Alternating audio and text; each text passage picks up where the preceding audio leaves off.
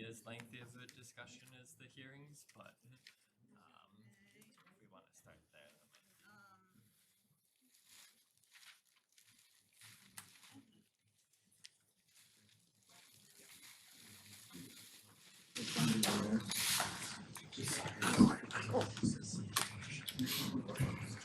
The 40B extension of time request. You think we can do that first?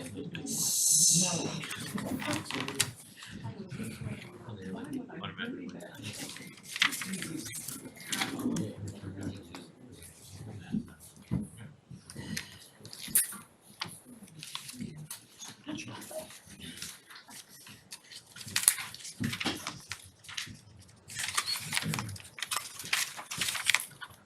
Andrew, I think I lost my procedural order again. Do you have one? I sure I do. might have it on my phone. No, the procedural order. Script. Oh, I forgot mine. Yes, I have it on my phone.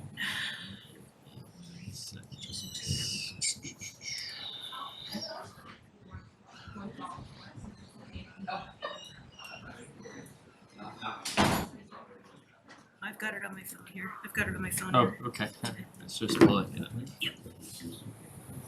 Do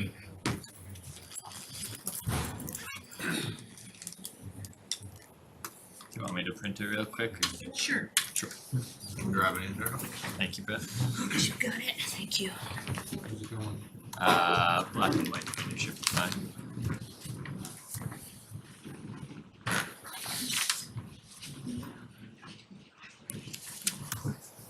Thank you.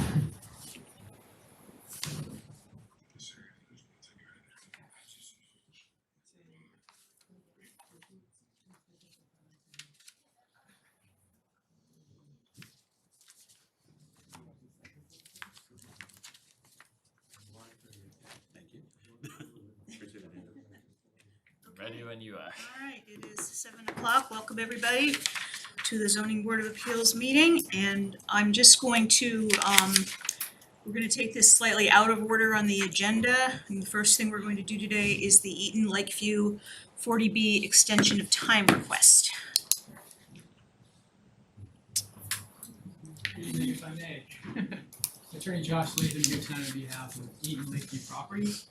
I think this is a relatively straightforward request. As you may know, the board issued a 40B approval on this project back in 2019. By regulation, it's 760 CMR 56.05. There's a 3-year window for a developer to exercise their rights to begin construction under a 40B comp permit. Construction actually began, you may know this is a phased project. There's a townhouse portion and then there's an apartment portion. The townhouses are done, they are sold, the affordable units are online. We're now beginning phase 2. So I truly believe we've exercised this, but in an abundance of caution, given the large scale investment and financing and everything involved with this next phase. Lender's attorney, the client, everyone said, let's just make it clear, make sure that the board's in agreement that this has been exercised, or if you decide that it hasn't, to grant an extension, which is really a pro forma thing because of all the needs for affordable housing and so forth under the regulations.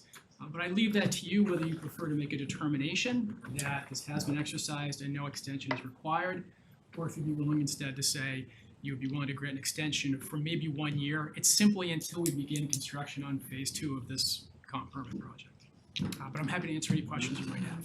Yeah, I think I'll just note that I'm not sure if any of the current board members were on the board in 2019, so Cy was. So I don't know if anybody has any questions. Do you have any idea or concept of how long they think it really is going to take to finish? And to be, I guess, very cautious, we did submit a construction schedule that, on a very conservative basis, would say about 2 years to really get through final COs. These are apartments, so these will be rental units. They are actually already getting demo permits. They've already started the site improvement, site work. So this really is gonna probably go quicker than that, more like a year to a year and a half would be my best guess. But just to be safe, we're saying we're thinking about 2 years. COVID certainly threw us off from the start of it, so we're a little bit behind the 8 ball on it, but we're really moving forward in earnest at this point. And part of the reason I'm here is because both the 3-year deadline would be expiring in June, but also we're getting ready to get financing in place so we can start this phase 2. Certainly the lender will want us to move quickly. In terms of the permit itself, was it bifurcated in any way, or was it all basically indicated as part of the same permit? It's one comp permit. In fact, there's no, I call it phased. It's really not. It's just two elements. There's an ownership and a rental element. Okay. Anybody else? I walk by there all the time, it looks like it's under construction, so yeah. Yeah. You're Okay. comfortable with the 1 year I mean, extension personally, of the my, thing my, until you know when you're gonna thing, then we could make a determination. yeah, I mean, permit. my legal opinion is actually, because we've already done half of it, which is including street improvements and everything. So if we actually ever were to say, well, no, this wasn't exercised, I don't really know what that means. That's the problem I would have, because so much of this is already underway, units online, which are all tied into each other.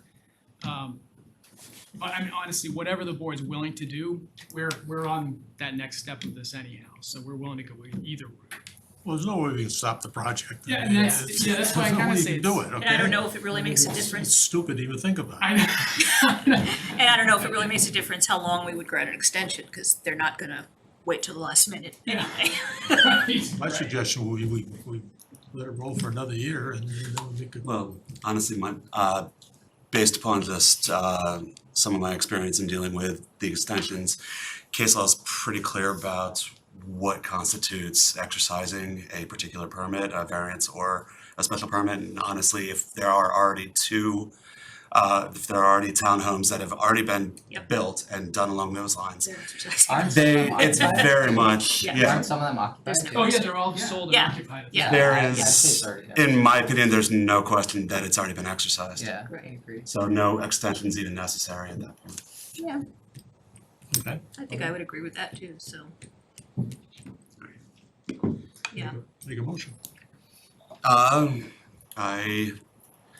move, Be a finding that, that yeah, it would be, I would move the board as a finding that the property and the permit for Eaton Street properties at 2325 Lakeview Avenue and 118 Eaton Street. 128. It was 128, now it's 118, my apologies. Thank you. That we issue a finding that the permit and the variance or special permit has been exercised. Okay, any further Second. discussion? Second? All in favor? Aye. Aye. Thank you very much for Passes your time. unanimously, thank you. Appreciate it. Have a good night. See you again sometime. Probably. Okay, we'll move on to the first case on the agenda then, which is case number 2308, 544 Summer Avenue. The zoning board of appeals will hold a public hearing in the select board's meeting room at Town Hall, 16 Lowell Street, Reading, Massachusetts, on Tuesday, May 30th, 2023 at 7 p.m. on the application of John Tedesco pursuant to Mass General Laws, Chapter 48, Section 10, for a variance under Reading zoning bylaws, Sections 4.5.2, 6.0, 6.3, and 7.4, as may be determined by the zoning board, to construct a single-story addition with a non-conforming side yard setback on the property located at 544 Summer Avenue, Assessors Map 8, Lot 115, in Reading, Massachusetts. Unless there's an objection, I'll dispense with the reading of the abutters list, except to say that the abutters were notified, as were the following: the Select Board, Police Department, Building Department, Health Department, Engineering Division, the Town Clerk, Fire Department, Conservation Commission, Assessor's Office, CPDC, and members and associate members of the Board of Appeals, as well as the planning boards of Wakefield, North Reading, Woburn, Linfield, Stoneham, and Wilmington. Testimony before this board is taken under oath, so if you think you may want to speak on this matter or on any matter tonight, we're gonna do everybody at once. Please stand and raise your right hand if you're gonna be speaking. I swear that I swear that the testimony given by me before this board will be the truth, the whole truth, and nothing but the truth, and the response is I do. I do. Thank you. All right, could whoever would like to speak on 544 Summer Avenue, could you come forward? This is the podium. Good evening. My name is John Tedesco. I'm the owner. This is my wife Catherine. We want to speak to you tonight about our house and our project that we're trying to move forward in the town. And we realized that there's a reason that we're here. It's for our mudroom, which is you see over here on the left side. Yep, right there. That is going to be a non-conforming structure. It's a small structure, and you can see actually on this right here, this visual. This is what's here currently, and this is what we are proposing. So it's essentially going to be enclosing the stairs in a structure to put a mudroom. And we realize that there are 4 conditions that we have to meet. The first thing that we're going to discuss is the fact that we have a drainage easement on our property. This easement it has gone through the Conservation Commission, but because of this easement, there's a very limited amount of work we can do in the back of the property. On the assessors, on the our plot plan, if you go back to that for a second, please. The reason that we have the structure in the back right there and nowhere else is because we cannot build anything from here downward. In July of 2022, we actually had plans. We had no mudroom out here. Everything was in the interior. And then in the back here, we had the entire structure. We sent the plans to the Conservation Commission and they said, you can't do that. You're too close to the drainage easement, which they consider to be wetlands and water feature. So we have spent from July of 22 to today redoing the plans and coming up with the plans that you see in front of you. Pretty much where that structure is where we can build. There is a small little patio to the right there that you can see. That was difficult to get as well because it was in there, so, in the 25 to 35 foot area. So we can't build there. So literally where you're seeing where the new addition is proposed, that's where we can build. So this is why we're proposing this mudroom, because it's really the only place that we can put it. We did price out going up, so creating a second story on our house. Last year when we actually proposed that, our architect said it was between the $450,000 to $500,000 mark. Today it would probably be in the $600,000 mark, so essentially it'd be double the cost of our house. That is financially we cannot afford that.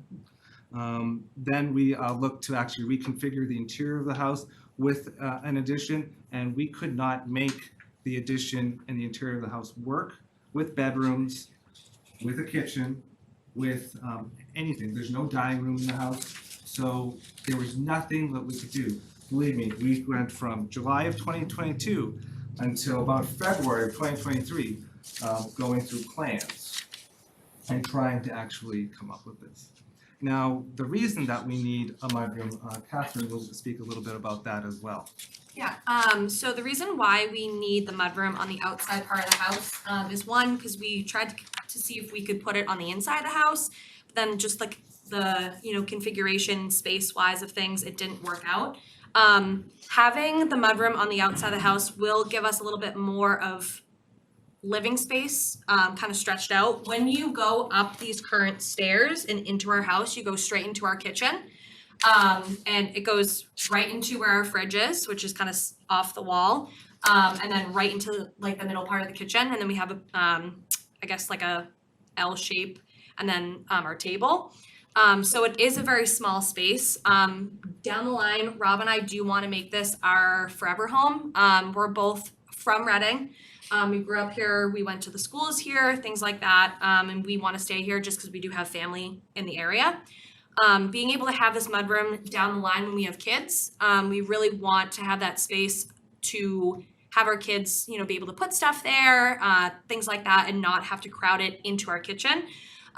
We have noticed that during the winter, especially when we go out that door and down into our driveway, which leads right into there where the stairs are, we do get a lot of water right into our house, and it's not really safe because if someone were to be in the kitchen doing something within that small space and there would be water on the floor walking straight into the middle of it, someone could trip and fall, and we just don't want that, you know, to happen down the line, especially with the appliances and if the stove is going, things like that. So for me and for us, we really think that adding this on is really going to help a lot, especially with our living space, and also safety. And the little enforcement of the provision, again, it's very expensive. It would be too expensive for us to go up, which is the only other option we have. The relief that we're seeking, it's a very small structure. It's not going to be very large because it's single story, and so we do not feel that it's actually is a detriment to the area or is going to be, you know, changing the whole ambiance of our street or our property. Again, it's very small, and we're trying to keep it as small as possible. We've been very, we've worked with our architect a lot to try to make sure that it blends in, it works with the area, and it does not, you know, we're not putting this two-story structure right there. It's going to be very modest. And we do not feel that the relief is going to nullify or substantially derive from the purpose of the ordinance, because each project is unique. And our property with this drainage easement, we really just don't have another option. We've looked at everything. We tried not to have this mudroom on the exterior, and there's just no other way. So we're happy to take your questions. Anybody want to start? Nobody has any questions? The platform that's on that side now, does that tie into with the side yard setback already? Does the side yard setback go from the edge of that platform to the line? It would. Well, it's that platform not meeting setbacks currently. Huh? That platform is not meeting setbacks currently. I know that, but it does count against what the current side yard setback with it is. It's non-conforming, Correct. okay? But I mean, I don't know if it was ever approved. yeah, exactly. It's a non-conforming. I mean, this looks like it sticks out a little bit more as well. Yeah, it looks like it sticks out, I don't know, less than a couple of feet, Correct. okay? About 2 or 3 feet. Yeah, but Basically, you're looking at increasing the non-conformity by a couple, whatever it is, 1.6 or something like that, correct? Well, I think I mean, you're creating a new non-conformity. You're really. creating a new one, but it's a small one. Yeah, yep. Okay. I would agree. All right. Have you thought about trying to create that new structure such that it did not exceed the current dimension of the top setback and maybe extend it further? There's really no way to do that because there's a bathroom right there, and to go any farther back would mean that we would have to basically close off that window.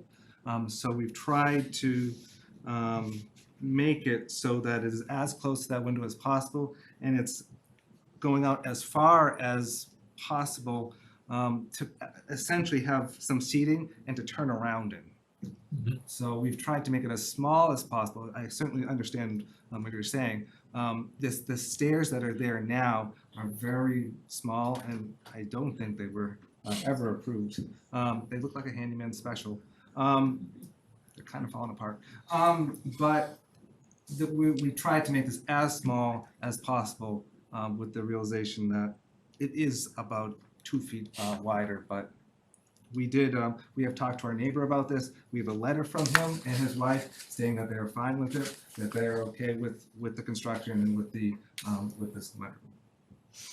I took a ride by the property, and it's almost like your neighbor to the left they might not even be able to see the thing. You got a lot of foliage between the two of you. Yeah. It goes up pretty high. Mhm. Yeah, He's very lucky with his property, yes. but it's clear, and it's been made clear to you by the town that there's no other place to put that thing outside because of all the easements. That is correct. Okay. We went to 2 conservation meetings for this. We actually had to change, this is not our original plan. We had to change this with conservation input for this, for all the plantings back here. So it was very difficult to even get this in. So trying to put this back here I don't think we would have probably, it would have been very difficult. Has the current plan been reviewed with conservation? Yes, we already have been through conservation, we have And they've a approved it? number and everything. Okay. That was, yeah, we have our order of conditions and everything. Okay, I have no other questions. And could you just remind me, because I can't, the print's too tiny for me to see, how big is the mudroom that you're proposing to build? So it's going to be 6 by 4 by 9 by 4. Okay. Does anybody else have any questions? In terms of when, obviously, construction for the mudroom itself, would you also be doing new construction for the stairs and everything to get up there as well? Oh, of course. Okay. So that's all built in. When we rip off the stairs, we're not gonna build the mudroom and just cut it. This is obviously part of our construction, our plans with our architect and our contractor has these plans. They will be, obviously, the reason we're here is to get the proper permits. Those stairs, when they were built, will be permitted, they'll be built correctly, and they will, the whole structure will be done correctly.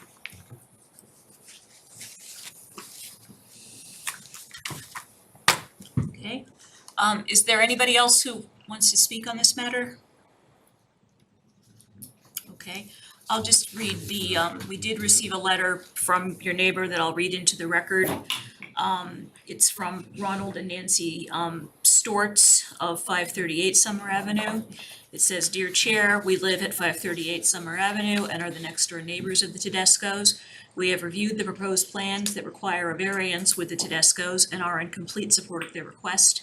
We request that you support their variance." Okay.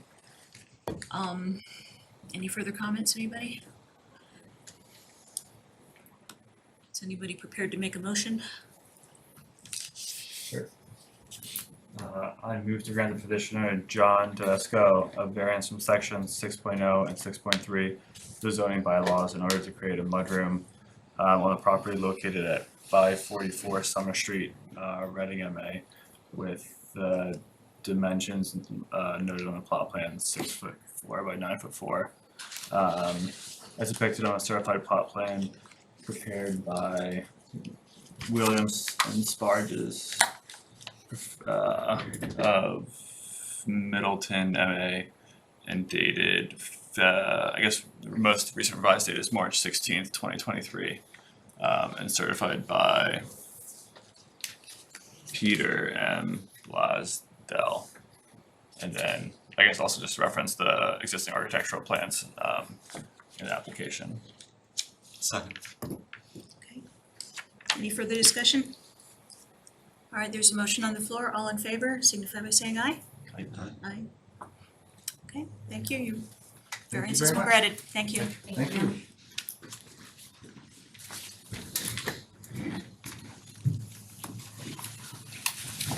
Okay, moving on to the next case, which is case 23-10, 55 Curtis Street. The zoning board of appeals will hold a public hearing in the select board's meeting room at Town Hall, 16 Lowell Street, Reading, Mass. On Tuesday, May 30th, 2023 at 7 p.m. on the application of Thomas Bellini pursuant to Mass General Laws, Chapter 48, Section 9, for a special permit under Reading zoning bylaw sections 4.5, 7.0, 7.3, and 7.3.2, as may be determined by the zoning board, to construct a two-story addition on an existing non-conforming structure with a non-conforming side yard setback on the property located at 55 Curtis Street, Assessors Map 4, Lot 12 in Reading, Massachusetts. Unless there is an objection, I'll dispense with the reading of the abutters list, except to say that the abutters were notified as were the following: CPDC, Assessor's Office, Conservation Commission, Fire Department, Town Clerk, Select Board, Police Department, Building Department, Health Department, Engineering Division, and the members and associate members of the Board of Appeals, as well as the planning boards of Wakefield, Linfield, North Reading, Stoneham, Woburn, and Wilmington. And I think everybody who might be speaking on this matter, were you previously sworn in? Yep. Okay, you can go ahead. Yeah, so I'm Tom Bellini, one of the owners of 55 Curtis. So as you can see by the plot plan, currently we have a shed and deck off of the back of our house. Off the back of the one-car garage is a shed. Both of these structures, the deck and the shed, are homeowner built. I'm not exactly sure when the shed was built, but I'm gonna say my guess would be 20 years. It abuts the shed roof of the one-car garage, so it's received a lot of water damage over the years. It's really not a sound structure. So we moved in, I think about 3 years ago now. It's always been something that I've looked at, and it's useful because there's 2 tiers of storage, but it definitely needs to be addressed. And unfortunately, when I did the plot plan and I had spoken to the building department, I realized that it's non-conforming because it's 11 feet from our neighbor's yard, and I guess you need 15 feet. But we would really like to improve that, and my idea would be to really just make an addition off of the garage and sort of envelop that area, expand it slightly, keep the 2-tiered nature. And also, while we're doing that project, I might as well address the deck, which was built by the previous owner, so probably about 3 years, because they were building it when I was moving in. It was built fairly structurally sound, but the way it was built is, the homeowner built it, did a decent job, but they're starting to bow, like some of the flooring is starting to bow, and the railings aren't 100%. I've had to, sort of support some of the railings. I got younger kids, and it needs to be addressed. And my thought would be to make it a 3-season, because with floor to ceiling windows, because the back of our structure, there's some woods, and it'd be really nice to be out there. So if I'm gonna get into that shed and make an addition, I might as well do that as well and enjoy it for the next 30 some odd years. So that's the project in a nutshell. The reason I'm here is because it's non-conforming because of the distance to the neighbor. And my actually neighbor's here today. He's nice enough to show up. Okay. I think to support. Does anybody have any questions? Neither of you? No. Neither of you? No questions? The only comment I would make is it looks like it's pretty straightforward to me. Yeah, You're not, the current nonconformity is 10.9 feet. And you're not exceeding that with the addition. No, right. Well, So yeah, it's not, there's no new nonconformity involved in this thing. yeah. I think, yeah. So I know this is, I don't know if Ron's able to speak or Ron, I had a peek at my neighbor. Were you sworn in before? Yes. Okay, you can But say something if you'd The like. one thing he would like to add would be Yeah. the Ron, I little think change in that. 257 South Street. So my backyard abuts. So my house is situated this way. So when I'm on my deck, I'm looking at this 2-story structure, which was built about 20 years ago. When I was getting my CO, that structure was there. And at the time I said, what are we gonna do about this? And they're like, oh, I'll send them a letter. Well, 20 years I've been looking at this 2-story shed clubhouse. It's been an eyesore. And when he told me he was doing it, I'm like, oh, thank God. So I did notice when I was reviewing the plans that the shed is set back by 2 or 3 inches from the existing corner of the house. Being in the building trade myself as a builder for 35 years in this town, I said, why don't you square it off at the corner of the house? I know you'd be encroaching by 2 or 3 inches, but it would aesthetically just look as a nice wall and everything else as opposed to seeing this little jog. From my point of view, and being as a builder, it saves you a lot of money by not doing this one little jog. You have less chance of water damage. It's a straightforward wall. I mean, if you're looking for some detail, you can definitely do a false rake or something like that. I mean, I personally would grade them the additional 3 inches so we can just square off the back of the house there. But, I mean, I'm all for it. I'm just happy to see that structure just go. Right. I mean, the previous previous floor owners ago. Okay, Thank you. Thanks, Ron. thank you. Any further comments? Does anybody else wish to speak on this matter? Okay. All right, if nobody on the board has any comments, would somebody like to make a motion? I'll make a motion. I would move to grant the petitioner, Thomas Bellini, special permit under zoning bylaw sections 45, 70, 73, and 732 to construct a two-story addition on an existing non-conforming structure with a non-conforming side yard setback on the property located at 55 Curtis Street in Reading.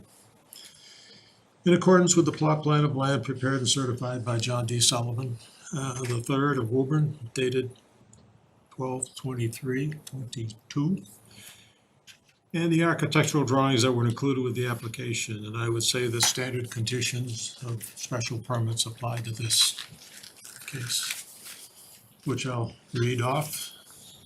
Special permit is subject to the following conditions. Petitioner shall submit to the building inspector a certified plot plan of the proposed construction and proposed foundation plans prior to the issuance of the foundation permit. Petitioner's final construction plans for the new structure shall be submitted to the building inspector along with an as-built foundation plan prior to the issuance of a building permit. And the as-built plan showing the completed construction shall be submitted to the building inspector immediately after the works are completed and prior to an occupancy permit. So can we just make some motion about the, some mention about if they discontinue that line instead of that, whatever it is, 6-inch setback? It's gonna be slightly He's gonna different adjust from what's that, I mean, currently if you there. make a condition that he submits a new plot plan or that you guys approve, or if you're fine with, just so when it comes back, if it's a straight line, that's not the plan that was approved by the board, Okay, you know what I mean? but we are conditioning it upon the existing plot plan. Correct. Right. Yeah, but he's talking about getting rid of that 0.25. So that's what Ron was making. It's like That a, does change this plan. yeah, it's a 1/4 inch. Quarter inch. I mean, I could get a new plot plan, it's fine. I'd happily No, resubmit it. you can make it a condition. Yeah, that's, I'm fine with that, just as long as it's mentioned, you know, just to cover everything. Yeah, I'm fine okay, with that. let's add that special condition as well. Okay, Second. all right, seconded, and all members of the board in favor? Aye. Thank you Okay, guys, passes appreciate it. unanimously, thank you. No, as long as they make mention of it, I'm fine with that. Thank you guys, appreciate it. Thank you. All right, our next matter is case 23-11, 106 Prescott Street. The zoning board of appeals will hold a public hearing in the select board's meeting room at Town Hall, 16 Lowell Street, Reading, Mass. On Tuesday, May 30th, 2023 at 7 p.m.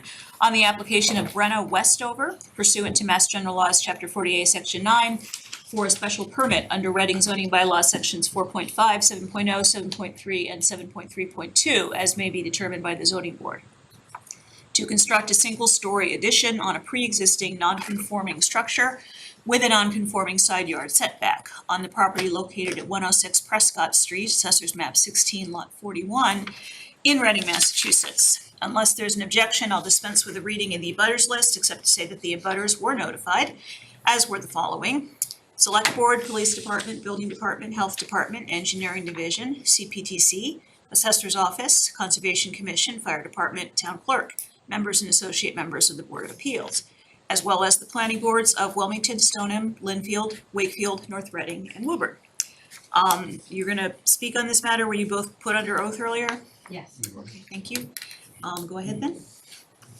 Hi, I'm Brenna Westover. I'm the owner of 106 Prescott with my husband Jeffrey. And this is Ernie, my architect. Ernest DeMeo, Tectonics Architects. And our addition is proposed to extend the plane of an existing non-conforming side yard at the rear of the property. We have 12.4 feet from the lot line to the existing building. The proposed addition, which is 1 story, would extend that plane out another 12 and a half feet or so. And that's the relief that we're seeking. In every other way, the project conforms with every other zoning criteria. So that's the extent of the relief that we're seeking. There's a 1-story roofed porch entry there now that we would be demolishing, but it doesn't extend as far as the side plane. It comes very close. Right now, the required setback line is about 2.5 feet into the house, running the entire length of the house, so the whole house is over that required setback line. So, and I believe you have elevations. I brought colored elevations if the board would like to see them. The addition is in keeping with the style and character of the house and the neighborhood. We have their appeal here. These were in the package. These were in the package, right? The colored ones, Yeah, when I but- looked online, I didn't see the colored ones, but it's the same elevations, but Right. not the colored ones. So, but roof lines match the roof lines of the house, the detailing of all the siding and casings and so forth. I doubt very much anyone would know that an addition was added to the house when it's done. So that's the approach, and that's the way it goes. Okay, anybody have any questions? I just wanna confirm, so the existing is 11.8, right? At the front of the house, yeah. And we're adding towards, on the back side where it says existing roofed entry on the back there. So But you're not extending further to the side there, to the no, to the we're side carrying setback. the side, the plane of the side of the house. This plane here, we're adding out that way. So actually, you know, our furthest out end will be a little further away from the lot line than the narrowest point, the 11.8. We're 12.7 to that corner, which is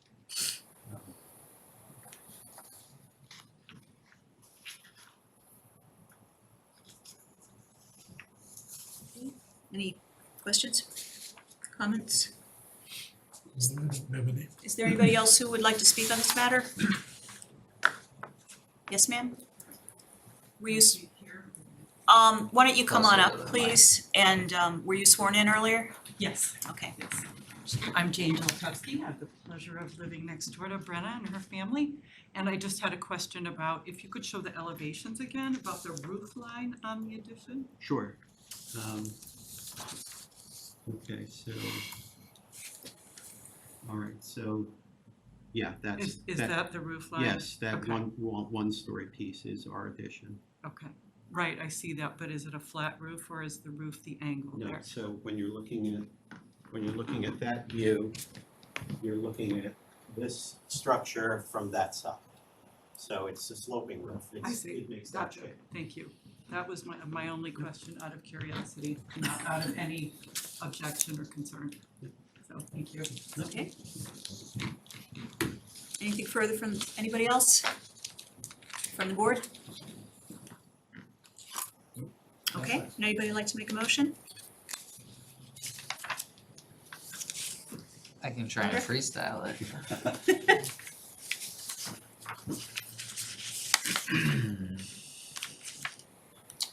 I move to grant the petitioners, so I guess it's in a trust, Westover Jeffrey B.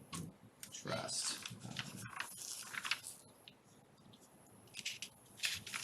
Is that who submitted it? Yeah, okay. To grant a special permit under sections 7.0 or from section 7.0, 7.3, 7.32 to construct a 17.33 by 22.5 feet single-story addition on existing non-conforming structure and lot with a side yard setback of 12.4 feet as shown on the submitted plot plans dated April 24th, 2023, prepared by John D. Sullivan and accompanying plans. Just make sure.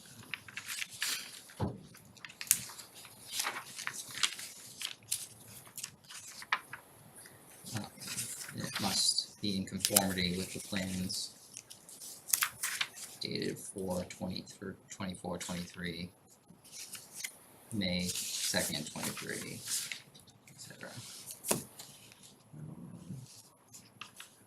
Let me have a list of conditions, I don't know. Oh, the special permit conditions. Yeah. Somebody have that list?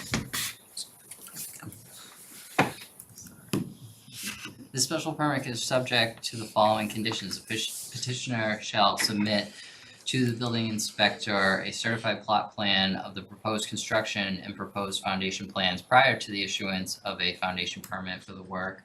The petitioner's final construction plans for the new structure shall be submitted to the building inspector along with the as-built foundation plans prior to the issuance of a building permit. As-built plans showing the completed construction shall be submitted to the building inspector immediately after the work is completed and prior to the issuance of an occupancy permit. In case I didn't reference this, this is for 106 Prescott Street in Reading, Massachusetts. Okay, Second. second. All right, and is there any further comment? All right, members of the board, all in favor? Did I? And any, that's unanimous, thank you. Thank you.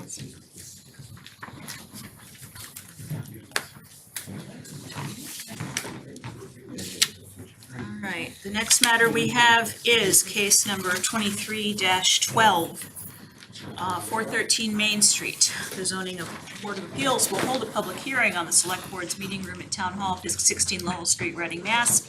On Tuesday, May 30th, 2023 at 7 p.m. on the application of Hinckley Allen pursuant to Mass General Laws, Chapter 48, Section 9 and/or Section 10 for a special permit, variance, or other relief under Reading zoning bylaw Sections 4.5, 5.3, 7.4, 8.4, and 8.5, as may be determined by the zoning board, to raise and rebuild a restaurant with drive-through window and associated digital technology signage for the property located at 413 Main Street, Assessors Map 17, Lot 64 in Reading, Massachusetts.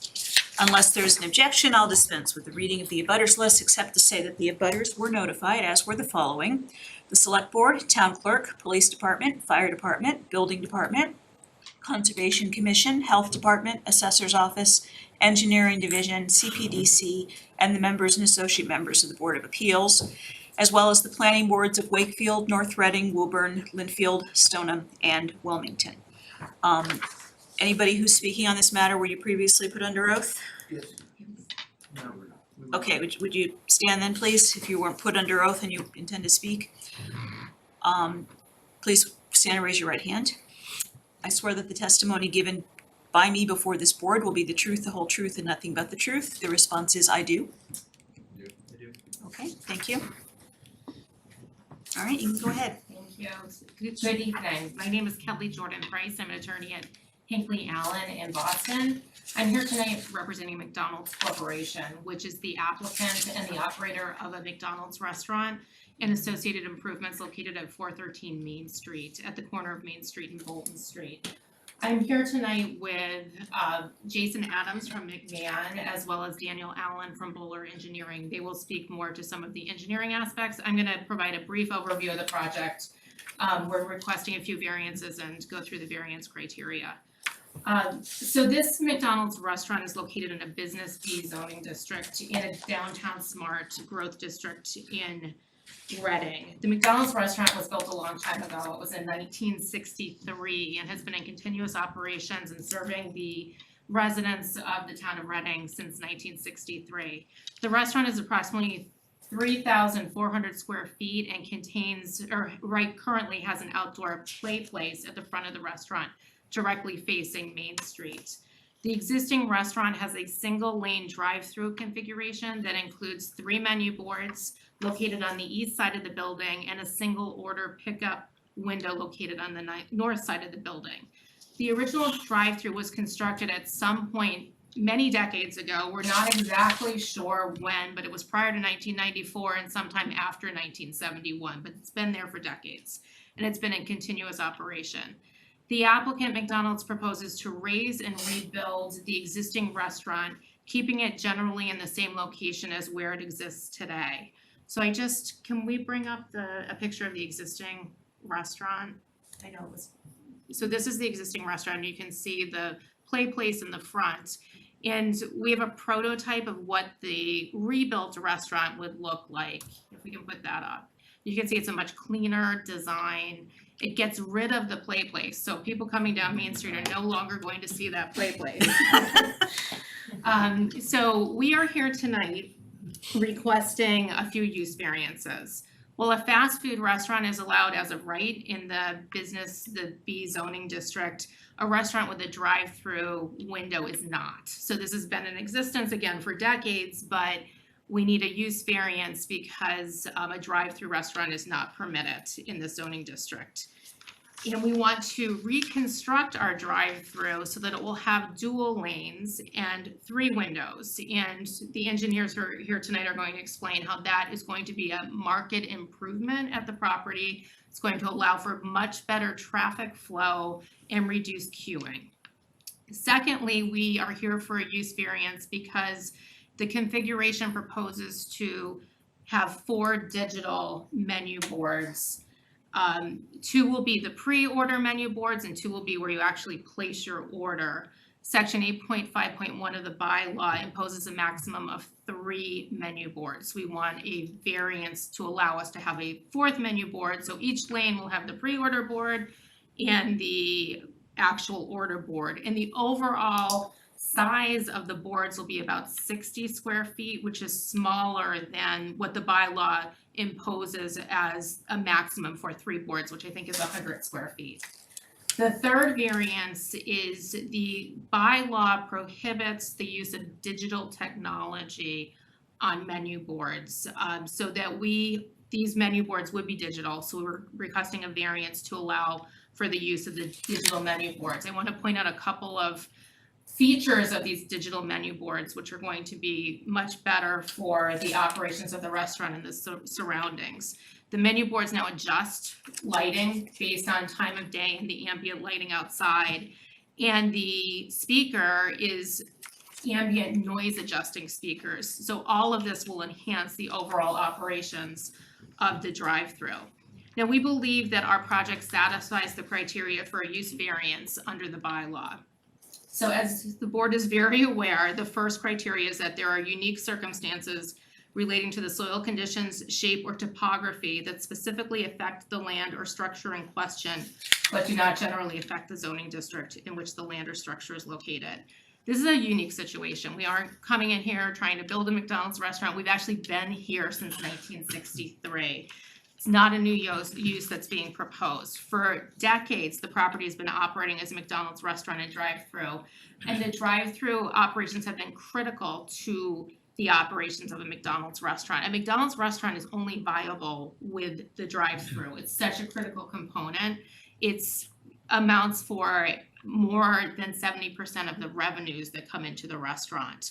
And the pandemic has also made drive-throughs very popular, and this drive-through is in the configuration is really critical to the operations here and makes our position somewhat unique. And here the configuration is only going to be enhanced. We have a modernized, aesthetically pleasing restaurant that removes the play place. We have smoother traffic flow. We have improved landscaping, which is another point, and we also have it's going to have a new stormwater management system that's going to significantly reduce the overall impervious area on the site. And it's been designed to meet the Massachusetts stormwater management standards to the maximum extent for redevelopment. Literal enforcement of the zoning bylaw would involve financial and other hardship. As I mentioned, this restaurant cannot continue to exist at this location without a drive-through. So the improvements are going to be very expensive, and it would be unreasonable for McDonald's to incur millions of dollars to build a new facility if it doesn't have a drive-through, because it just wouldn't be able to continue to operate. And this is a very outdated restaurant that's in need of improvements. The relief may be granted without nullifying or substantially derogating from the intent and purpose of the bylaw. As the board is well aware, among the purposes of the bylaw are to lessen congestion in the streets, conserve health, secure safety from dangers, and encourage the most appropriate use of the land. Here, the requested relief will have significant upgrades to a 60-year-old restaurant and create a much more efficient drive-through configuration, improving traffic flow, better stormwater control, and will be a significant improvement aesthetically to the Main Street corridor. And it will also, in terms of the protection of health, these drive-through operations have become somewhat critical to the residents in terms of the pandemic and people not feeling comfortable going in restaurants. So we would submit that it also protects the health in terms of continuing to have the drive-through operations. And the new menu boards with updated digital technology are more energy efficient. And again, the surrounds will be enhanced by this with the ambient lighting controls and the ambient sound controls. And this relief may be granted without substantial detriment to the public good. I would submit that there's only a benefit to the public to be achieved through this updated, modernized restaurant with improved traffic flow. And we respectfully submit that we satisfy the variance criteria. I'm going to turn it over to the engineers unless the board has specific questions for me right now. I'm happy to answer later as well. No, go ahead. Thank you.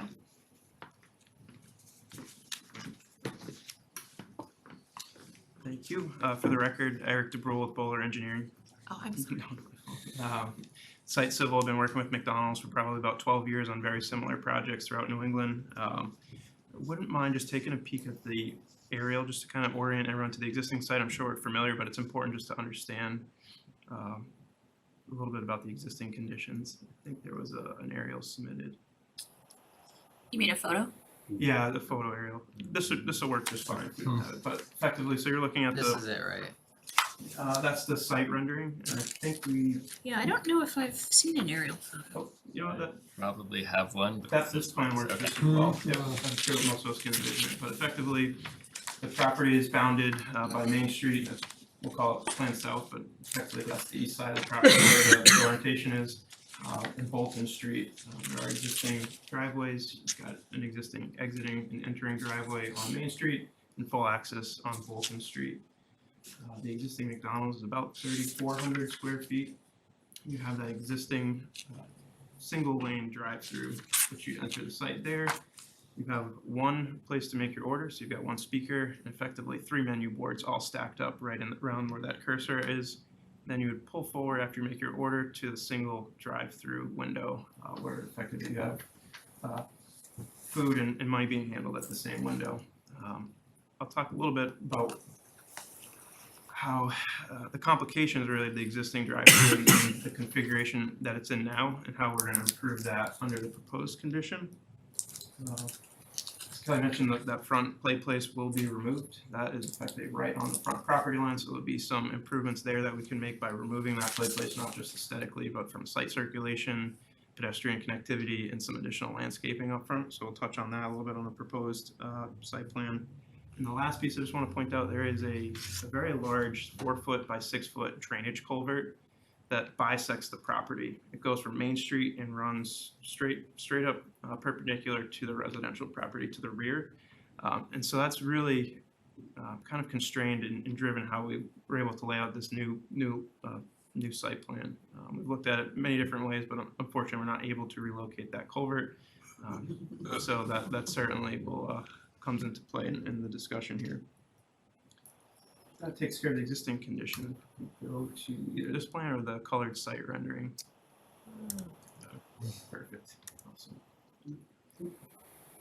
So as mentioned, that the building is in a very similar location. One, it works very well for what we need to do on the site, but two, just off to the right, you've got that underground culvert that kind of constricts where that building can be located. We are reusing the existing site driveways, and Jason can talk a little bit about that if there's any questions, but effectively we'll maintain the existing entrance and exit off of Main Street, as well as the full access on Bolton, so that's very similar. The site circulation on site will be somewhat similar. Under existing, you have counterclockwise circulation around the building, but under existing condition, you also have clockwise circulation. You have competing circulation patterns under existing. We're able to just do one direction around the property, which is a little bit more intuitive when you're driving around, safer, and more typical for McDonald's. Kelly touched on again, you can see the play place at the front is being removed. That allows us to put some additional landscaping strip at the front. It also allows us to propose what we call the recirculation lane. That allows customers who need to recirculate back into the parking area and either park, or if something wasn't provided in their order at the drive-through, they don't have to jump back on Main Street, then recirculate back into the site, which can happen. So that front recirculation lane is a safety measure to allow customers to stay on the property if needed and recirculate back around.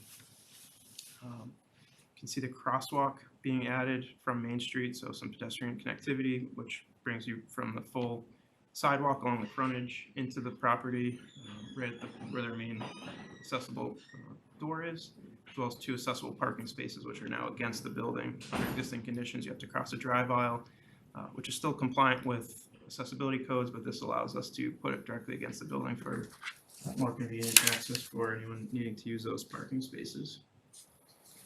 Landscaping, we're adding about, I think, a little over 2,400 square feet of new landscaping area to the property. A lot of it comes by way of the strip along Main Street, but mostly internally. And we're proposing about 320 or 25 new plantings on property as part of this. So significantly enhancing some of the landscape and green space on site, which, when we're redeveloping a property, can't always say that we can give back so much landscaping. And then finally, obviously the stormwater improvements we're able to make here will be significant, meeting or exceeding all state requirements. I think at this point, I'm going to touch on the drive-through operations. I'll keep it high level. The rest of the site improvements are happy to get into as much detail as you want. We did really develop the full site plan set as part of a hopeful future submissions to planning and Concom. So we do have a full set. Happy to talk to that, but I'll keep that piece high level for now. The drive-through component obviously is very critical to McDonald's business. Not only is the drive-through critical, but how it's set up is very critical to make sure it's running as efficiently as possible.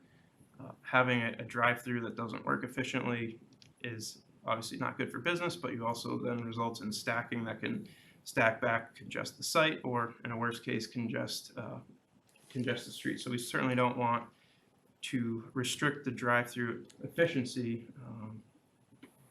Obviously, if we're going to come in with a brand new drive-through, we just want to make sure it functions properly. So how we do that is a few things. One, under existing conditions, there's that single order point. That's really the cog in the drive-through operations. When you only have the one place to make the order, you come up, if someone's making a long order, you're stuck behind that order until someone makes that order and it moves forward.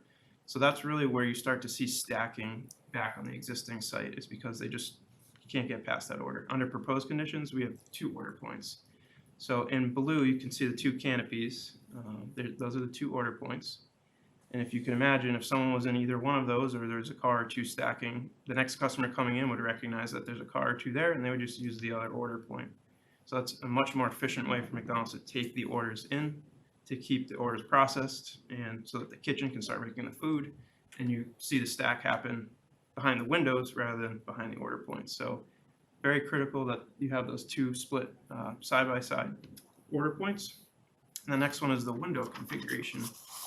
Existing building has 1 window. You've got your cash and your food coming out the same window under existing conditions. It's not an efficient process. So McDonald's splits like many other competitors, but they'll split their windows. The first window you'd pull up to, pay for your order. The next window you would pick up your order. And then there's a third window, which is called just a pull forward window. That would be if at the primary pickup window, if your order wasn't ready there, rather than have you wait at the window, stack back the queue and kind of congest the whole drive-through. They just ask you to pull forward. That way the typical orders, the quick orders will continue to be processed. And then when the food's ready, the employee can hand it through the window rather than going out into the site for the majority of those orders. Those don't happen often, but it's certainly something McDonald's likes to implement, again, with the idea of just trying to keep the drive-through as efficient as possible and keeping those stacks limited. The last piece is the configuration of the menu boards. As mentioned, we are requesting 4 menu boards. It certainly sounds like a lot. The existing site essentially has 3 menu boards all stacked at the same order point. We're proposing to split 2 menu boards per order point. There's a 20 square foot menu board at each of the main order points. That's your primary menu board, if you will. And 20 feet before that is what they call a pre-browse. That's a 10 square foot. And that's if someone is waiting in that position, rather than just waiting and then pulling up and then seeing the menu, they have a limited menu at that pre-browse. That helps you make up your mind. all with the idea is when you come up to make your primary order, it's quicker. You don't have to think about what you want. A lot of times you already know what you want once you pull up, and you can quickly make your order.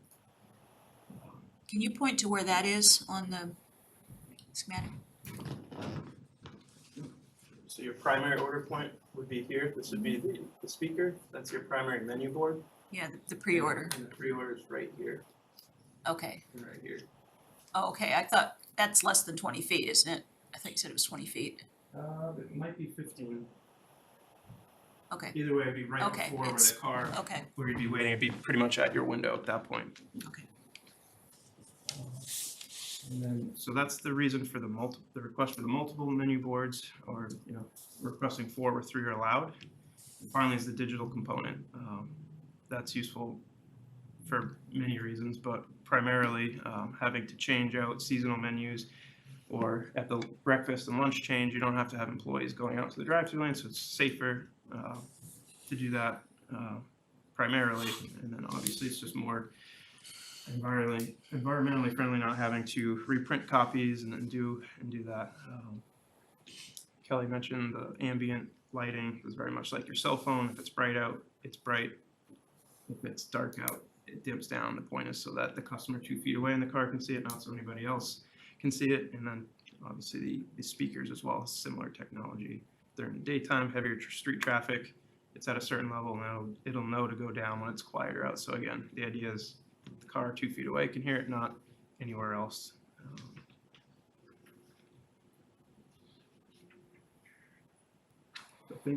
I think I covered that. Jason is here to talk a little bit more about the traffic studies that he's.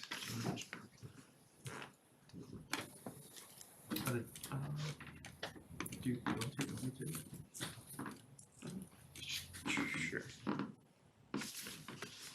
You?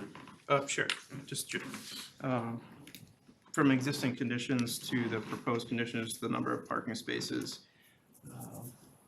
Sorry. We did reduce the parking, still compliant with zoning requirements. Under existing conditions, we've got 43, and we are going down to 32, so operationally sufficient for McDonald's and meets zoning code as well.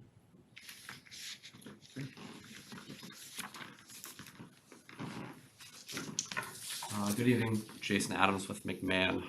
We completed a traffic assessment as part of our review of the site, focusing primarily on observations of the existing site and a review of the plan prepared by Bowler. So we were out on site during the weekday midday peak period from 11:30 a.m. to 1:30 p.m. Weekday afternoon from 4:30 p.m. to 6:30 p.m. and the Saturday midday peak period from 11 a.m. to 2 p.m. Observing vehicle queuing and parking on the site. What we saw out there was that the maximum vehicle queue during any of those peak periods was 9 vehicles. During the Saturday midday peak period, that queue did extend back to Main Street, which I think is, fairly common during that peak Saturday time. So the added stacking here is a fairly significant improvement over existing conditions. Those 9 vehicles. This project, we wouldn't expect to significantly increase the number of vehicles traveling to the site. It's mostly intended to serve the existing customer base. I certainly could see a few more vehicles coming to the site, but really what we're looking to do is make sure that the existing queue can be better served on the site. We feel that this plan does accomplish that. We also took a look at the parking. As Eric mentioned, there is a reduction in parking. The maximum number of parked vehicles we observed was 20. That happened on the Saturday midday peak period. We saw 20 vehicles parked on site. Here we're proposing 32, so we have sufficient parking there. The parking numbers during the weekday time periods were a little bit lower. So it's important to have enough parking, not have too much parking, meet the zoning requirements, and also have a little bit of room so that people don't feel like they have to find that perfect spot. It's nice to have a little bit of flexibility there. So we feel that the site plan accomplishes that well. We took a look at the overall circulation as Eric discussed. Generally speaking, the access to the site is maintained. We do feel that the recirculation aisle opens up the site a bit more. It provides better options for vehicles, especially those coming out of the drive-through. They don't all have to exit immediately onto Washington Street. So that there's better options for the site. During our observations, certainly there were times where a vehicle or two were queued on site, but we didn't see any detrimental operations of the site. So we don't expect that would change much with this project. We really see this as an improvement of how the site flows and operates, and feel it's been designed to provide for safe and efficient operations. We took a look at specifically at the recirculation aisle where the crosswalk comes in. There is a stop bar there, so the priority is given to the vehicle entering the site from Washington, and there's clear visibility that the landscaping in that area would be kept low, so that the vehicle on site can clearly see and interact with the vehicle entering. So the vehicle entering has the priority, and then the vehicle that is recirculating would then be able to proceed. We feel that's been designed again to provide safe and efficient operations. Happy to answer any questions. Where do you, if there's a stack, if there's a line at the drive-through, is it going straight out to Bolton Street or is it curving around into that? There's room for both, but really the stacking. And how do you control where it goes? So that was why it was important for us to understand how many vehicles are stacked. So coming back from the window, extending through the double drive-through, you can fit about 13 vehicles to about this point. The maximum we observed was 9 vehicles in the drive-through stacking. So even if that increased a little bit, I think Eric and Kelly have both spoken to how this configuration will increase the efficiency. So vehicles are likely to be on site for less time, so that there may be an actual reduction of the drive-through queue. But we're not really expecting that the drive-through is going to get beyond here. That would be 4 additional vehicles beyond what we observed in operations today. So it's a little hard for me to visualize the scope of it, but it can split off into 2 lines well before where your cursor is now, right? I mean, it could start splitting off into 2 lines as soon as it clears that bush at the corner? Correct, right Okay. here, there'd be one lane. Yep. And then it opens up Okay. into 2, so there's room for a few vehicles in each of the order points to, as Eric explained, if one vehicle is taking an abnormally long amount of time, you might see one of the lanes operate with a little bit more vehicles, but generally speaking, the vehicles are gonna be evenly distributed between those 2, and they'd be able to stack side by side for that period of time. And the store actually does intend to have 2 people taking orders? So those would be ordered at the windows. There's not planned to be a person. No, I don't mean there, but I mean 1 person manning each one of those menu boards. Yeah, so I think they do have the capability to do that. At non-peak hours, it's most likely gonna be 1 person. Okay. At peak hours, they can do both. Okay. I guess, yeah, what's a typical efficiency operation just from employing more windows themselves versus having multiple order points? Like, do you expect if there's only 1 order lane, do you expect the 9 cars to actually decrease from the other operational improvements? Yeah, so when, even in the case where there's 1 order taker, having the vehicle at the window, having already spent time with the menu board, decreases the amount of time it takes for each order to take place, which gets it into the kitchen quicker, which gets the order being processed quicker. So there's kind of a natural efficiency of being able to take, again, even if it's just 1 order taker, but certainly when there are 2 order takers, you're now getting 2 orders in, processing them simultaneously with the kitchen staff, so that there's a greater efficiency to how quick the vehicles are served on site. And then you also see the efficiency of paying at one window, picking up the food at the other, so you're not interacting twice with the same team member to get your order done. You've already placed your order, you've dealt with all of the payment part, and oftentimes that second window is simply going to be extending the food and beverages out the window and sending the driver on their way. But the ordering is always the slowest part, so adding those other windows won't decrease the stacking at all. Well, there's more room to stack, and again, I'm wondering, like, I'm trying to figure out if you need 4 boards, like what would it look like if there's only 1 order location? Like, would you get improvements just from having these multiple windows over here? Versus, like, Yeah, isn't it? So your question is if Question, we only like- had one order point, what improvements do you get from having multiple windows? Yes. I'm sure there's some operational efficiency in not having to pass the food through the same window, but I don't think it negates the main efficiency is taking in those orders at the same time. And then, Okay. So there's, I'm sorry, go ahead. no. So I guess like the window efficiency is more internal to McDonald's rather than in terms of the length of the line. It that is just, but accurate? if you were to, say you were to lose this second lane. Yeah.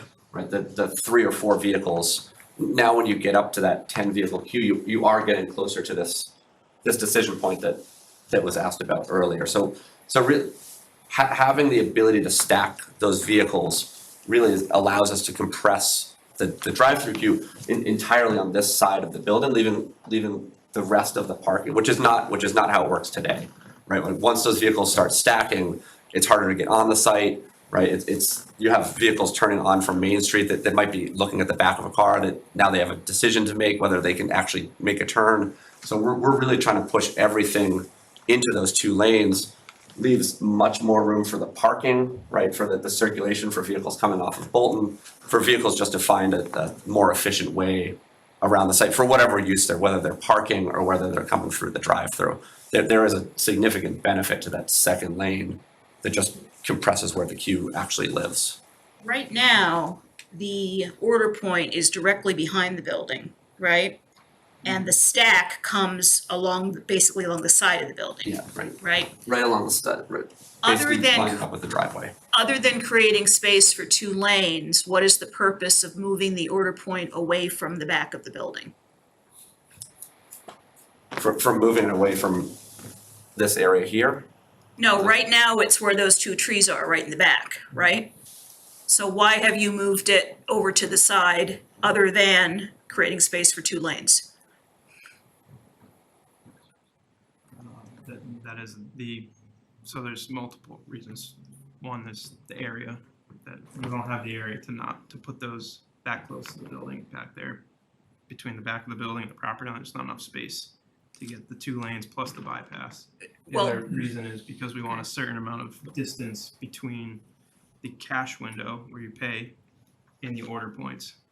Because if you're too close, what happens is you put your order in, then you pull up to the window, they haven't had time to make the food. So you need some separation from where you order and enough time to get to that window for your order to be ready.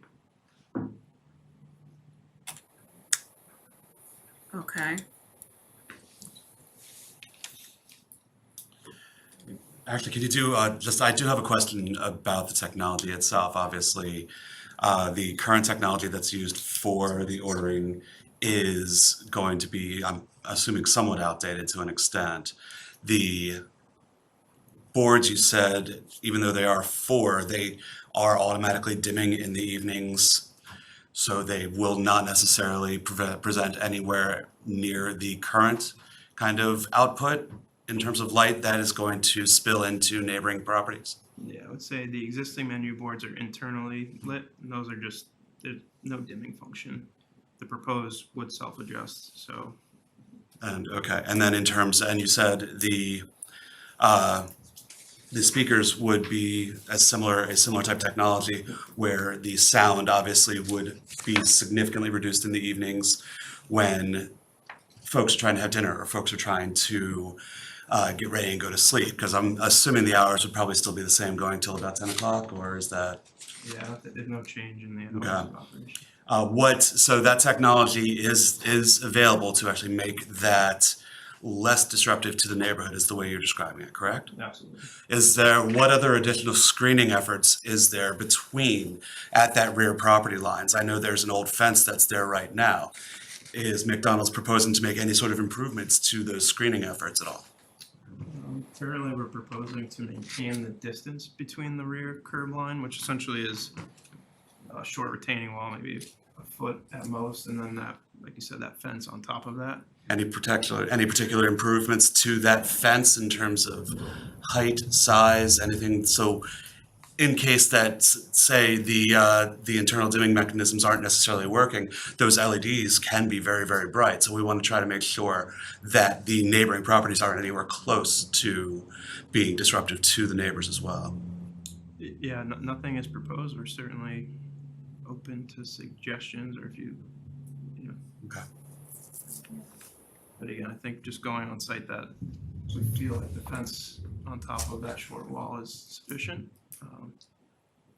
But again, I don't live there, so. Understand. And I understand your point for sure.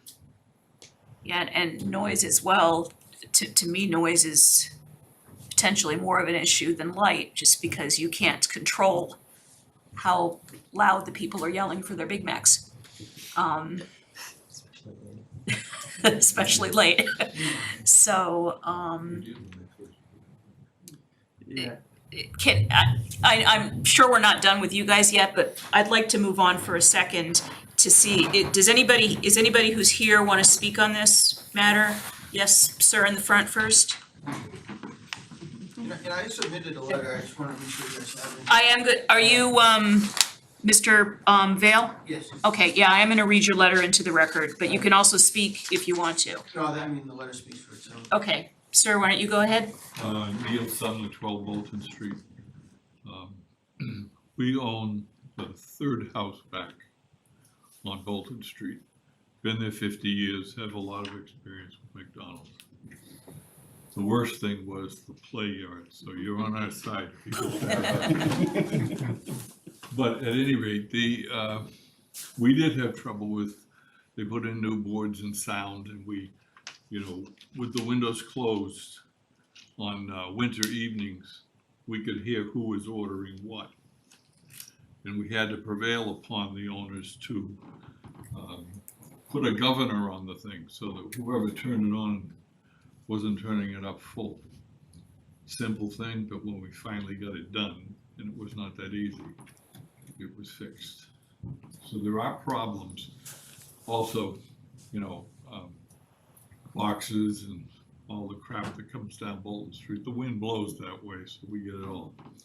So we would, again, for a while there anyway, they were sending somebody down to look at it. I know, you're in the engineering, you're not gonna, but you might hear from us lawyers. But I mean, it really is, we haven't had a lot of trouble, but when we had it, it took a long time to get it fixed. That's what I'm the only one left. We're all new people on the street. So we'll see what happens. That's why I'm here, because I've been there 50 years and I know what went on. Thank you. Thank you. I did just wanna say one thing, this is my neighbor, so it Sure, it goes I'm back- sorry, just for the record, could you introduce yourself, please? My name's Thomas Vale, for both Street, I'm the director of butter, and he's actually high, so it goes me, his house, and then his house. Okay. And the sound would be unbearable, and we're both against it. Okay, and I'll just read your letter into the, I have one more. I'm sorry, go ahead.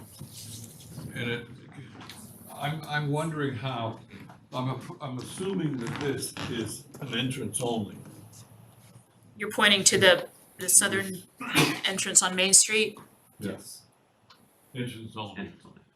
And they're gonna come in here and they're gonna park there? They could. Yeah, they could, I'm not sure they could, but let's leave that alone. If they do park there, how are they gonna get out? What's your idea, how the traffic flow goes from there? In any one of the parking, how do they get out? I mean, what will your signage point them to? Sure, so there's plenty of options, so this site will have full circulation around, so they could choose to use the Bolton Street exit or circulate back around to the Main Street exit. So you're saying that they could go around here, isn't that gonna interfere with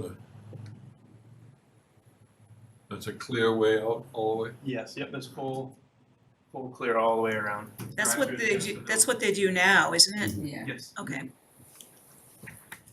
The other thing is, I hope you've taken into account the amount of traffic comes around here headed for your exit from, the supermarket and all that, and from across the railroad tracks and around to get to the supermarket, that we already have a problem there. So, you know, somebody's gonna get killed. If they come around there, somebody's coming down, somebody's coming out of McDonald's, somebody's coming down Bolton Street. There's no signage, it's everybody's for themselves.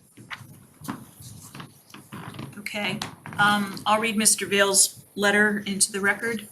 Members of the Zoning Board of Appeals, I'm writing this letter to express my strong opposition in granting a special permit variance or other relief to raise and rebuild the McDonald's located at 413 Main Street, case number 23-12. As a direct abutter at 4 Bolton Street, I would be aggrieved and my rights would be infringed by the new plan change of the McDonald's next door.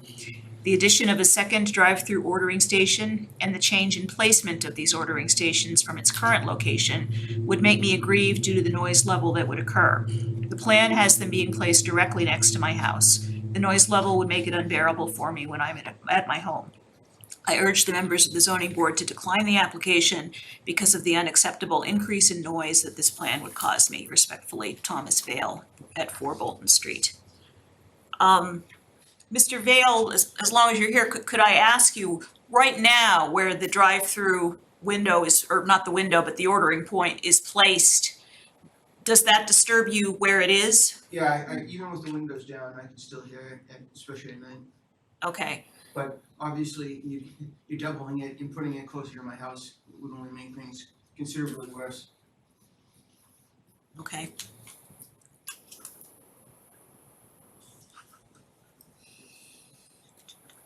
Okay, any Let me ask you a question. This is a McDonald's site.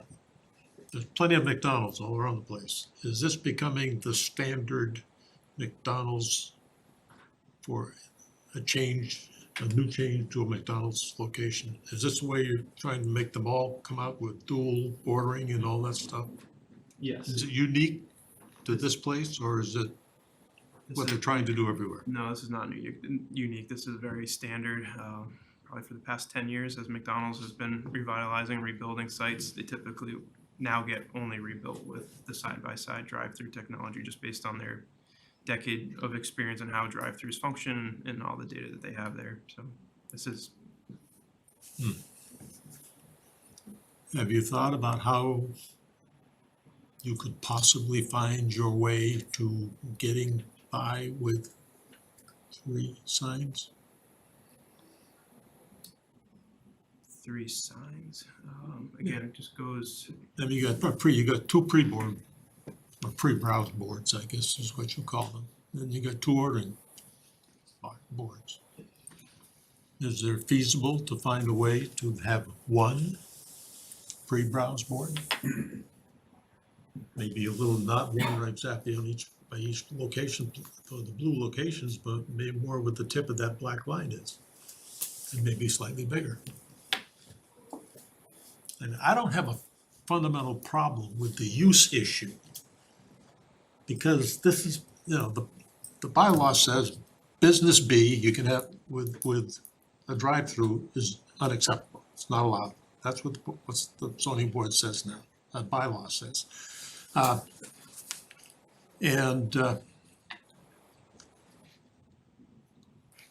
The fact that the use of it still remains this way, a restaurant with drive-through ordering, okay? So the use that you're asking for a variance from has been in use for 60+ years. In one sense, you could look at it from one viewpoint and say it's all right. It's been there for 60+ You could also look at it years. as intensifying it with Huh? 2. You could also look at it as it's intensifying it with 2 technically drive-throughs, more windows. That's you know. how- But there's That's- nothing that that's- says that that's the my drive-through issue is with 1 or 2 or 3 or 4 or 5 or 6. The bylaw doesn't distinguish that. It's, the bylaw doesn't distinguish it. I think for the most part, the use has already been granted, so. It's been granted, yeah. So the That's use my is view of basically it. already in place, so. Yeah. But the placement is changing, the scope is changing. Yeah, but that, to me, that's got nothing to do with the use issue in my view. The use is the use is the use. Exactly. And it's been there for a long time. So to me, it's grandfathered. It's basically looking at it that way, okay? Because it was there prior to probably the enaction of the bylaw itself, if I remember correctly, if I understand it correctly. The other thing I talk about is that you talk about digital boards. Now, I'm a techie. Digital boards are the technology of the day. I mean, we don't go back to put signs up and all that kind of thing. It's digital. That's the world we live in now, okay? Maybe somewhere down the road, the bylaws have to reflect what the world really is. Right now, they don't.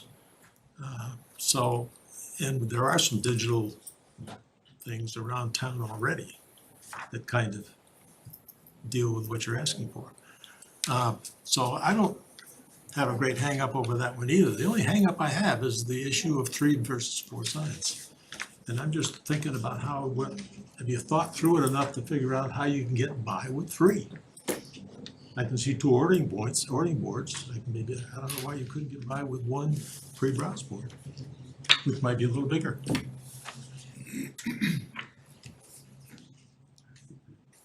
I understand the changes you're talking about, and the impacts of traffic and movement and all that kind of stuff. But frankly, I'm not convinced yet that 2 ordering spots versus 1 ordering spot is gonna really be a big problem.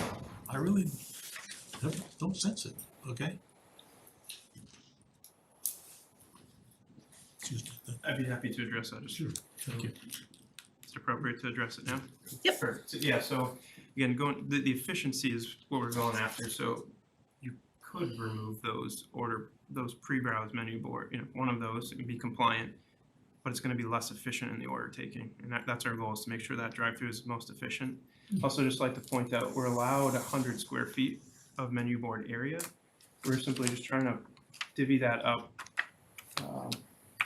to work for what we need for the site. I think we're proposing 60 square feet, so we're significantly lower than what's allowed in a total square foot area. These are much, more condensed, less conspicuous. They're smaller.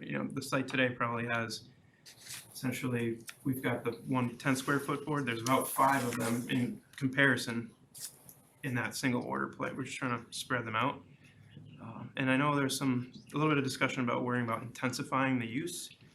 But we'd submit that we're not intensifying it. We're not driving more customers to the site. We're just trying to process the existing ones. So if there's 100 orders there today, there's going to be 100. They're just split between the order points. We're just trying to make it more efficient. So it's not intensifying it by adding the additional windows or splitting the orders. We're just trying to make the existing operations more efficient.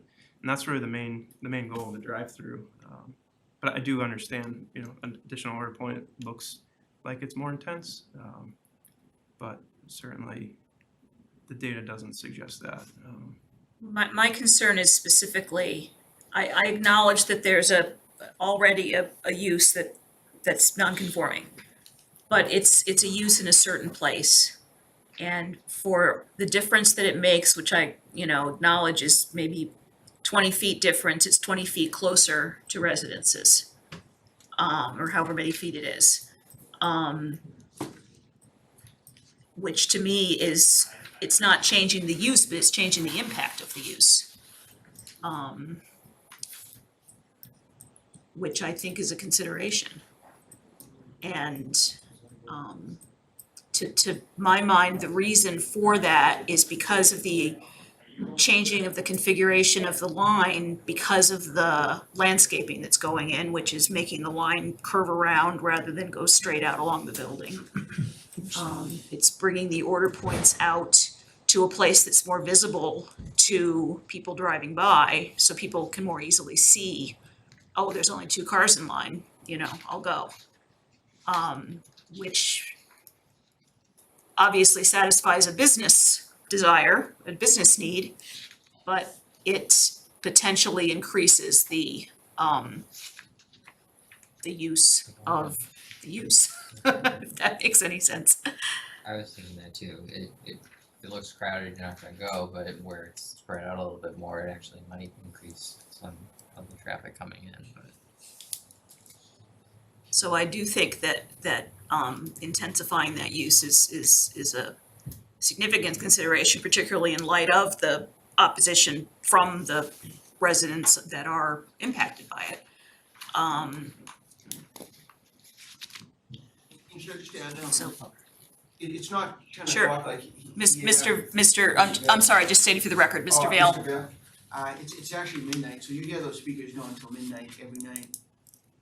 So it's just something to consider.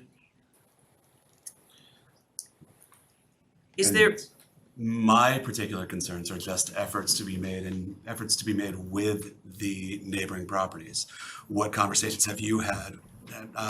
I'm guessing I'm speaking to counsel from Hinkley Allen more so than anybody else at this point, but what efforts have you had with the neighboring properties to see what type of screening efforts can be made? What type of technological advances or technological changes can be made that would hopefully handle both the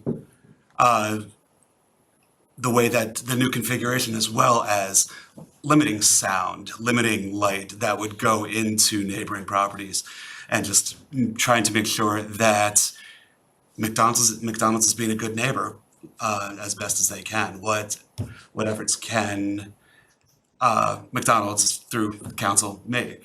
Sure, so I mean, honestly, this is our first hearing, and we're hearing from the abutters for the very first time tonight. What I might suggest is that we request a continuance and we can take these issues, see what can be done, and I do know that there are, with respect to the order points and the sound mechanism, it is going to be markedly quieter than what's there right now, but coming in with some more information in that regard, and we are happy to go back and look to see if there is a way to reconfigure things a little bit to move the engineers can go back and look at that, and I'm happy to speak with the abutters and also, I don't know if just a taller and a taller fence made of a different material may also be helpful. Sound absorbing, things Sure. along those lines.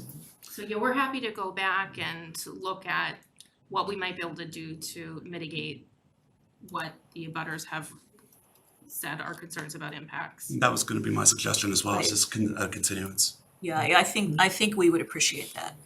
It would be good to see if you find, discuss ways of how you might buffer that back part of the thing in the best interest of noise and all Sure. that kind of stuff. Yeah, we're happy to do that. And I think you should also take a look at the signage issue as well. Does it also, I mean, CPDC is gonna have to approve this signage too, right? So CPDC will need to conduct a full site plan review, and yes, signs under business B, they would get a look, but The green light doesn't come only from this board. right, you would grant potentially an amount to, if you felt so fit, but a sign permit application through CPDC would also be required, which can run at the same time as a site plan. And I would assume town engineering would have to approve for the drainage and For sure. all that stuff as Yep. well. Okay. All right, well, I think that, I mean, you certainly have an idea of what our concerns are. And if you're asking for a continuance in order to give time to address those concerns, I think that would probably be a good idea all around. I was up in, I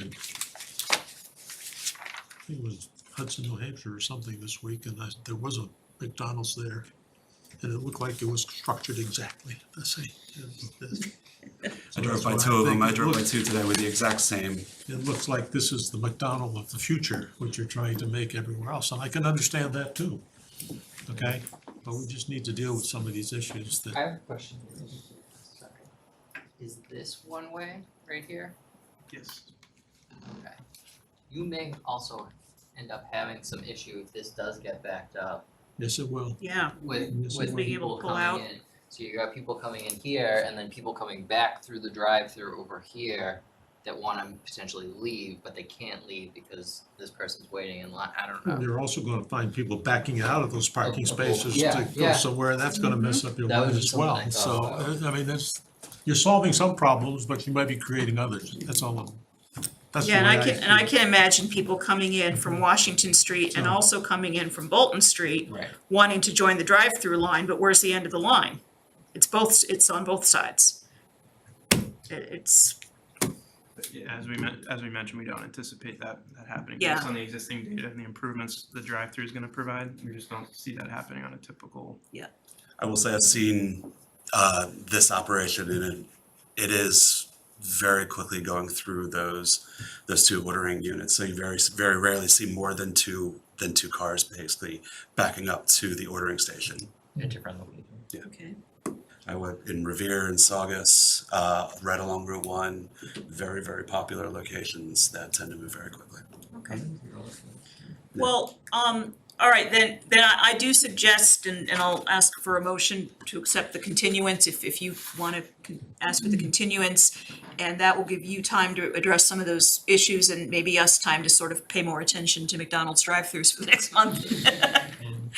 To the zoning board's point, to your thoughts on variance for a special permit, it's why we noticed it the way we did. We felt a variance might apply here, but a special permit under 7.2 might apply for the change of a non-conforming use or structure, I guess, so. Which needs to not be more detrimental Right. than the current use, and I think what you have there is, honestly, so. Okay, does somebody wanna make a motion to accept the continuance? Continue it. What's your thoughts Are you about asking how to far, continue then? how far you wanna continue it?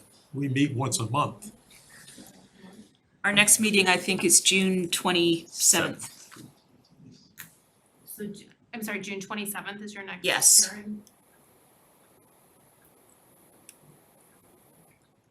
So if we could, Is it? we'll request a continuance to the 27th of June, please. Okay, then I will move to continue case number 23-12 on the request of the petitioner without prejudice until the regularly scheduled meeting of the board on June 27th, 2023. Second. All in favor? Thank you very Okay. much. We'll see you next month then, thank you.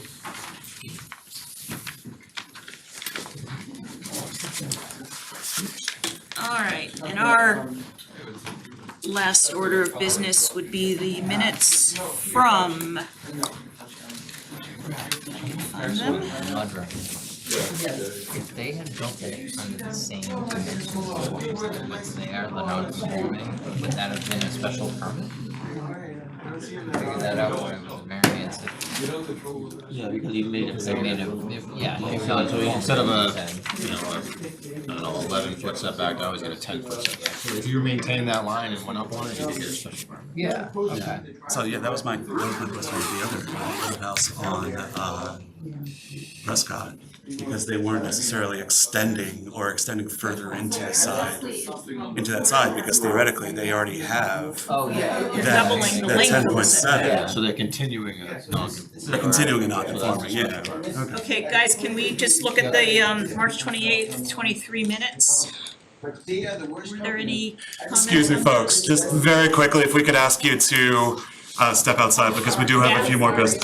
Thank you very Yeah, we just need much. to finish up our meeting, guys, thanks. Sorry. Oh, that's okay, you guys should talk. Thank you.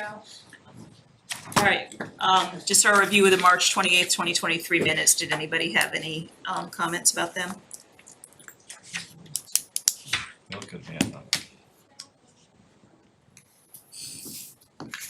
Do we have size name spelled right?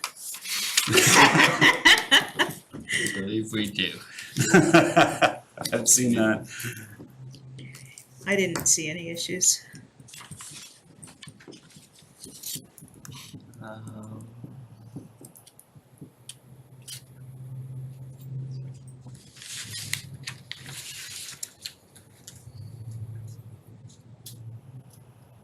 I move to accept the minute. Second? Okay, Yep, all in favor? Aye. Aye. All right, those minutes are accepted. And do we have any other business? You do not. Then can I hear a motion to adjourn? Make a motion to adjourn. Second. All in favor? Aye? Aye. Yes, goodbye.